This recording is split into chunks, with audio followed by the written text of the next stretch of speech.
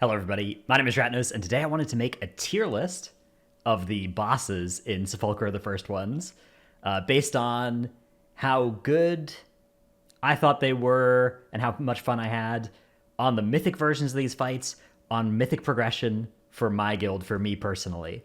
So obviously a lot of caveats there, a lot of people have had different experiences with these bosses. In particular, I think a big note with Sepulcher is that the difficulty curve of this raid was set very high, and notably, it didn't really get naturally nerfed in the way that many other raids have in the past.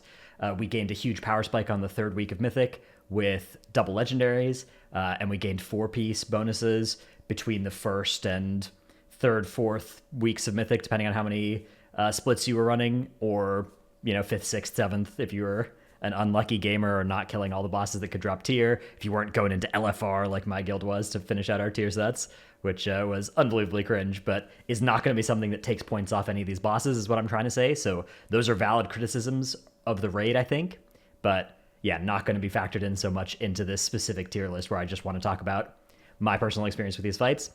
I was playing tank this tier. I played Paladin for the first 7 bosses, and then DK for the last 5, and that'll definitely color my opinions of these fights as well. And the other thing that will color my opinions that I'm trying to adjust for, but probably will be unable to perfectly adjust for, is my guild did really well this tier. We kind of owned. We had our best ever finish. We played well, had a lot of fun, and so that may lead to me overrating some of the fights in this tier relative to if we'd had an average or below average result, which we did. Like last year, we got farmed on Sylvanas and soul rendered Dormazane for inexplicable reasons. Anyways, before too many people click off this video because I haven't put anything on this list yet, let's start with Vigilant Guardian. Now, Vigilant Guardian, again, very high difficulty version of the first boss to really start the raid off. Big problems for a lot of, guilds that only kill a couple Mythic bosses. Vigilant Guardian, huge wall early in the raid. I mean, the first boss in the raid, relative to, bosses like Terragru, right, is not even close how much more lethal Vigilant Guardian is. But I actually think Vigilant Guardian was a well-executed Mythic version of a first boss, maybe tuning aside.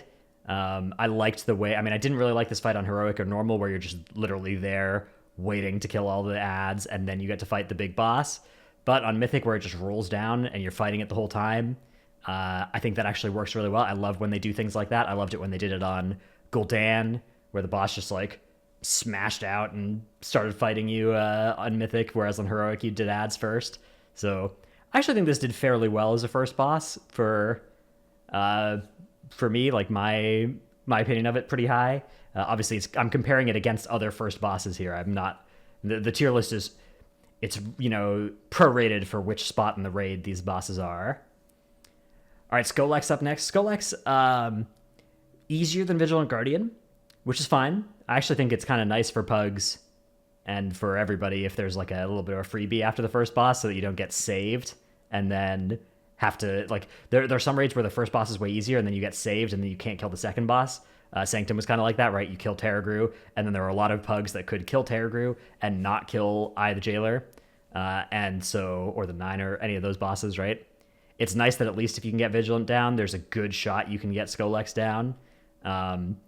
In terms of the actual Skolex fight, it was mid as a tank, You have a nice tank combo to make sure that you don't get hit by 2 Rift Maws, and you're taunting in the middle of the cast, and, you stack on top of the other tank, and you run and stack on the raid. There's really not too much going on there, so I don't know. It's a bread and butter fight, but I don't think there's anything particularly inspiring going on here, but, for where it's at in the raid, just not being bad is more than enough to keep it out of the low tiers. All right, after that, we went to do Dosegni third, I think. Some people went Zymox third. Actually not 100% sure which one we did third. I'm going to pretend it was Dosegni, but either way, I actually quite liked Dosegni. I think that the fight, it felt a little bit like... There was a lot of difficulty concentrated into some parts that would sometimes feel kind of finicky, right? Like doing the Halo management in a couple of spots. Sometimes it would feel kind of RNG. Sometimes it's like, oh, there's puddles on the ground, or I'm just surrounded by 5 people and this is going to be a pain. Also, the staggering barrage soak part. I don't know. I think it was, again, fine. I liked the concept. I loved the way that it ramped up, like when you got the 3 halos at the end. I thought that was pretty cool. But I wouldn't put this in an all-time greats list. I don't think it was especially good either, so I'm going to put it in B also. And again, a solid role play, a fight that played a solid role in the raid, but I wouldn't put it any better than solid. All right, after Dosegni, we did go back over to Zymox. Zymox is an interesting one because the way that Zymox worked out on Mythic is if you have one person in the raid who understands where everything needs to be at which times, and you correctly put people on the platforms and you assign the DPS correctly to those, the fight kind of falls over and there's really not too much going on. We were able to kill this boss. Also, you can just limp over the finish line with like 10 people alive for the last 15%, which we did. So we were able to kill this boss under 10 pulls, and that was kind of cool. I was the person that was doing a lot of that calling and like the knowing where we're going for each of these rifts and calling those out so people were aware of what's going on. And keeping a script like that really was rewarding on this fight. It was kind of an interesting dynamic. And I guess that's kind of okay to be early in the raid. But I don't know how much weight should rest on one player's shoulders to do all the coordination while everybody else kind of just AFKs and DPS is the boss. I feel like it's a fight that oftentimes when you wipe on a fight like Artificer, between 15 and 19 people had nothing to do with it and are just there waiting, being pretty bored, pulling the boss, pressing their buttons, and waiting for whatever 1 to 5 people have, something that might matter on the fight to actually get their job done correctly. So I think is a kind of a fine thing to do early in the raid, but again, I'm gonna leave it in B. I'm not going higher or lower on Zymox for that one. Then we went to go do Prototype Pantheon. I think Prototype Pantheon is the fight I've enjoyed the least in the raid overall. I don't know if I want to put it all the way down in D. I certainly don't think there were any F tier fights or worse. There was a worse one this expansion.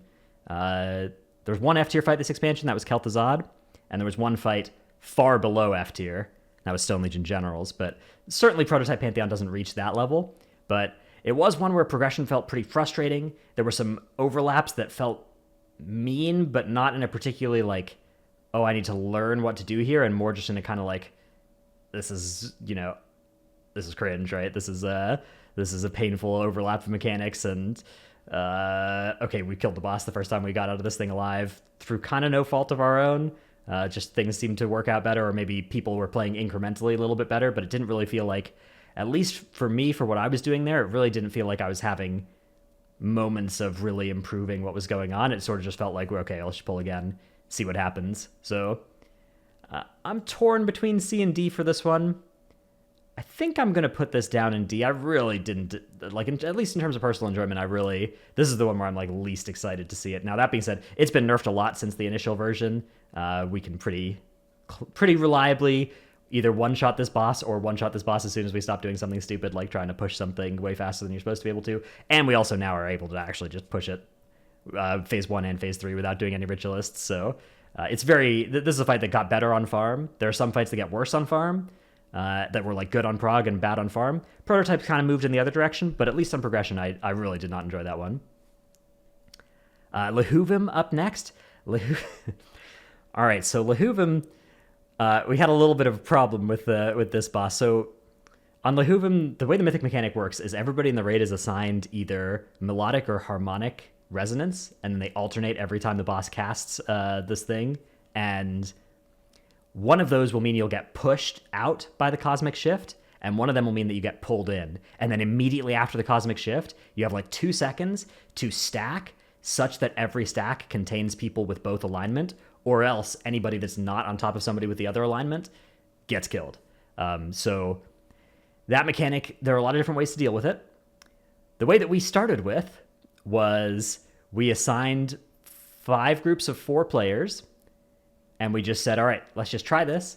And somebody threw out the number. I don't know who, and I don't know where they got it from, but they threw out the odds that it was 1 in 16 that one of the groups would contain 4 people of the same alignment, and therefore it would be a wipe because that group would all get killed every time.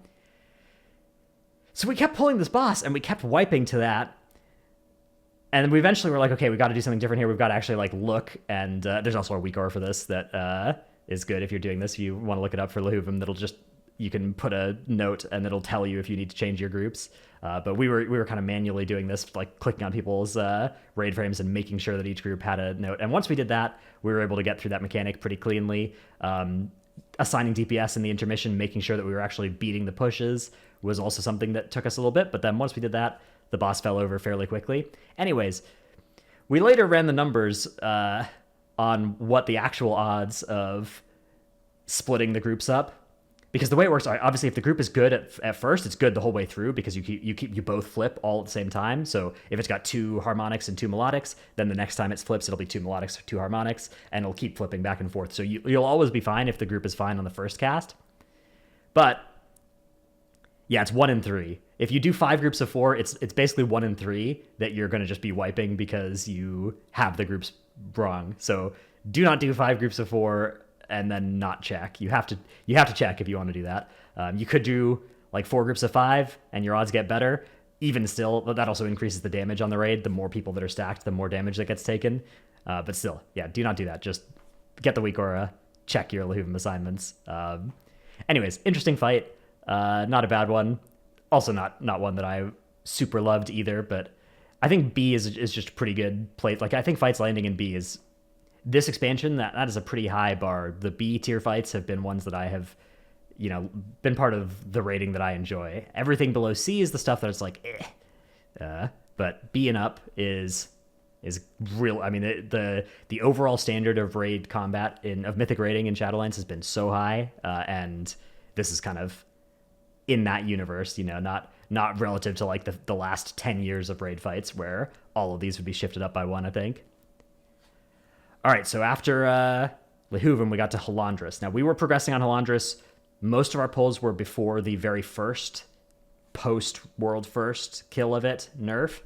That first nerf made it so that Light Cracker Beam and Kicking a Moat didn't explode a bomb, but while we were progressing, they did. On our kill, we would have killed without that nerf as well. We didn't adjust our strategy. Our bomb holders never got hit by a beam, obviously, or kicked a moat.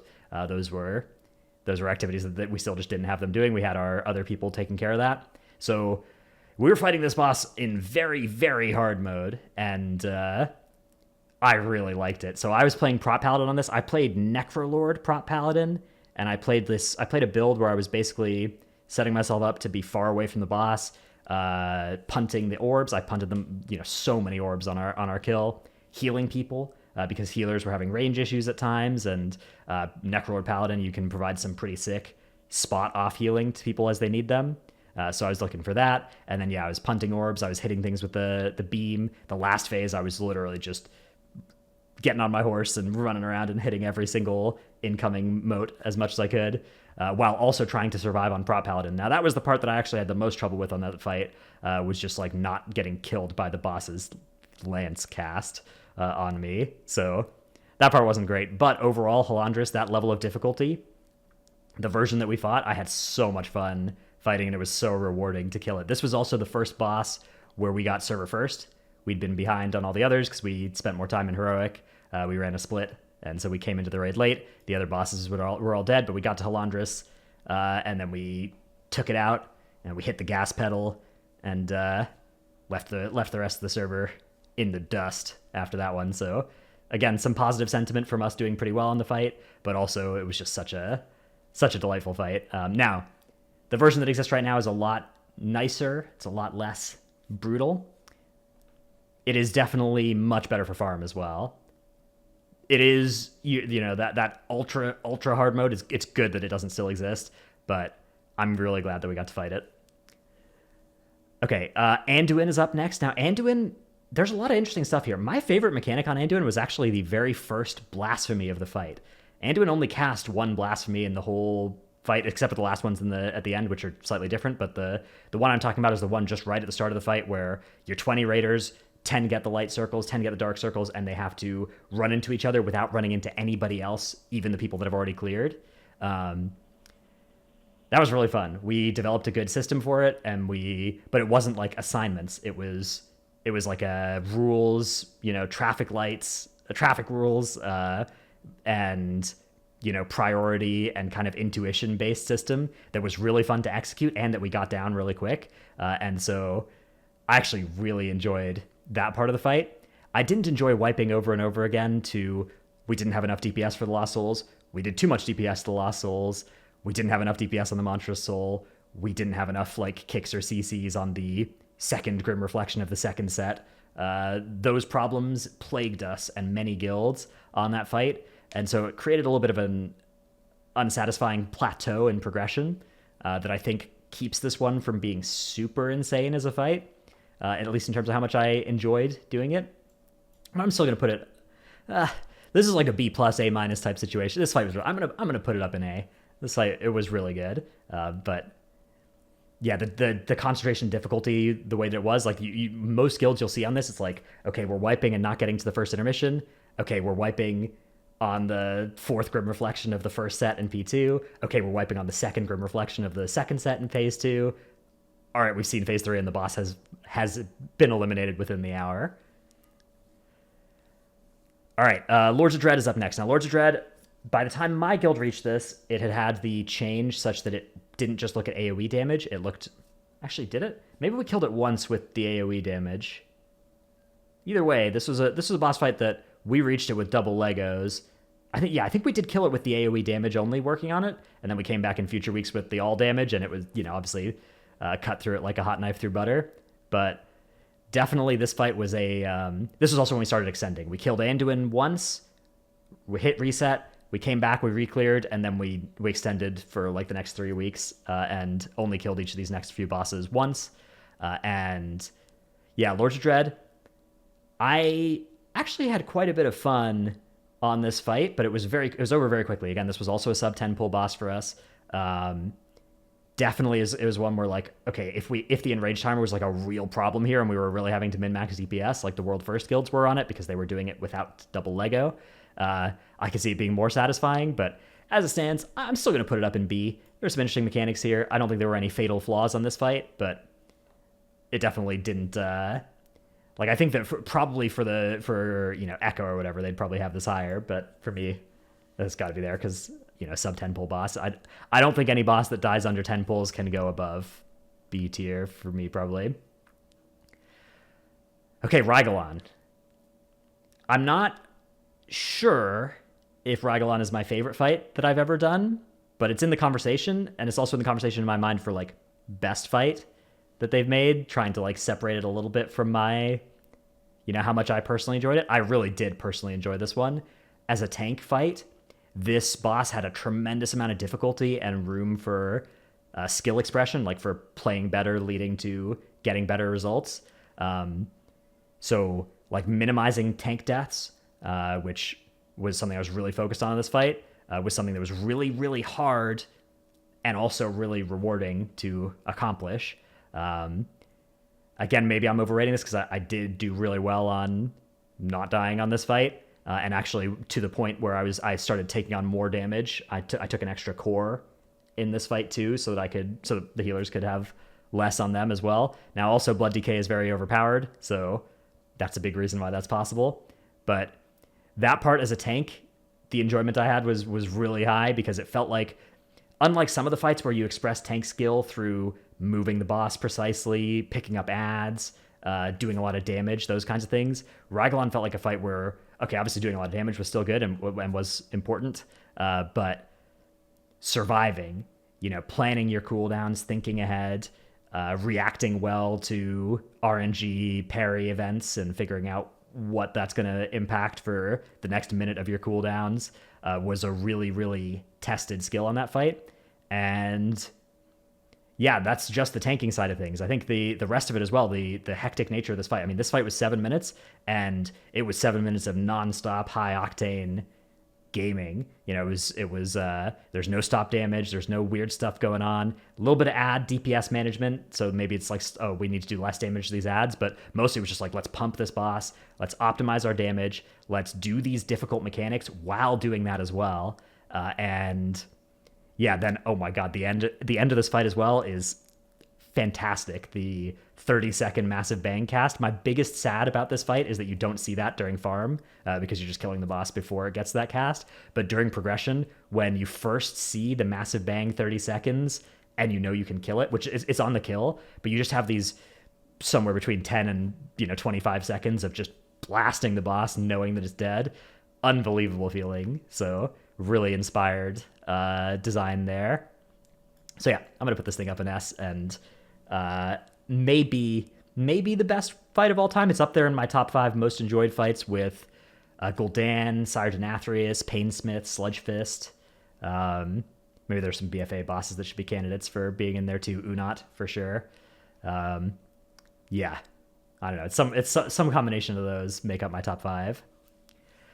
Jailer's up next. Now, this one is one where I very much recognize that like my guild had a good time on Jailer. A lot of people that I talked to that don't like Jailer were in guilds that had a bad time on Jailer. I'm also not playing a role that was affected by mind controls or line of sight mechanics, which most other roles either had to deal with one or both of those in phase 1 and phase 2. And those mechanics generally suck and are pretty unfun to deal with on a pull-to-pull basis. But for me, phase 1 was blasting damage, trying not to rip the rat off my other tank in a couple spots. And then, yeah, just blasting a huge amount of damage into the boss during Bloodlust, and then tanking the boss where every swing is taking me from 100% health to sub 20% health, and then needing to be 100% health again in a couple seconds for his next swing, which was really, really fun. And it felt like something where, like, if I do this wrong, I'm just going to die, but I can do this right and survive every single attack throughout the whole phase.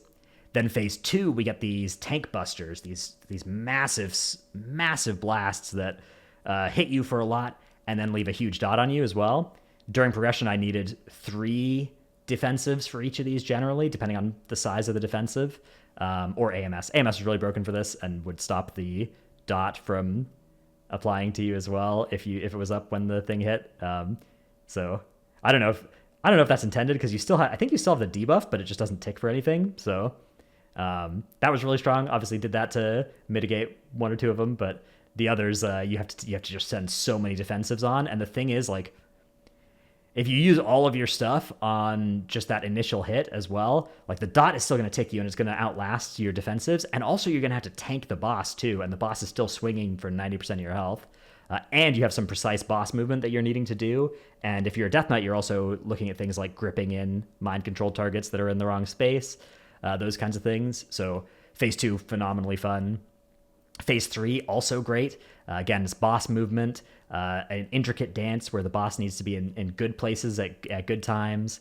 And you're also trying to survive heavy amounts of damage and position yourself well. As the tank, when you're chained to other people, your positioning for knockbacks is doubly important, because if you screw it up a little bit, somebody else will get gripped to where you were as well, and they'll get screwed up as well. And so, yeah, it's that phase was really fun. And then phase 4 was also a delight. A short phase, especially short if you were clever enough to make the boss not heal, but the movement there was also really fun. It was one where we kind of had to develop a lot of the theory for what we were going to do there. Because we couldn't just lift it straight from Echo. We did lift a lot from Aversion, because Aversion did it because we were pushing faster than Echo, so we had a different we had an old defile that would have prevented us from just doing the Echo order, so we had to. But Aversion had a different plan that worked pretty well, and we adapted it and changed a couple things and did that as well. So we're doing some different movement, and we're actually doing even differenter movement now on Reclear, because again, things have sped up further. But yeah, fun phase, a phase that felt like there was a little bit of finicky, catching dispels was something that. Not the tank part, actually. The tank part, that was always fine. But like when we had to get to catching 4 dispels and warlocks had to start getting involved, DPS players tasked with doing mechanics, always a dangerous thing for a raid. But we killed the boss fairly quickly once we saw that phase, and then once we tricked it into not healing. So, yeah, overall, I think a really, really good fight.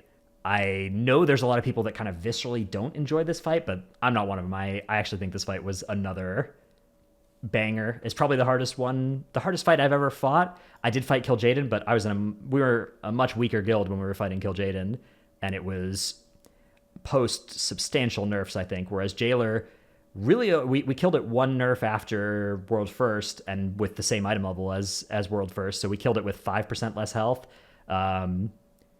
but we also couldn't bug the chains in P3. But we did, so we, compared to Echo's kill, we obviously had to do much less of P4 because we got the health bug, but we did have more raid damage in P3 because we got four chains instead of two.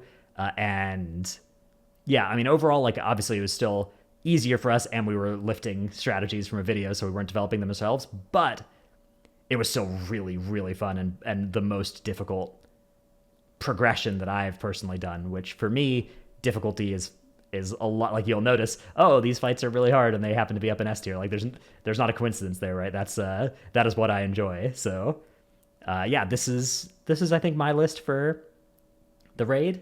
Overall, I really, really liked Sepulcher.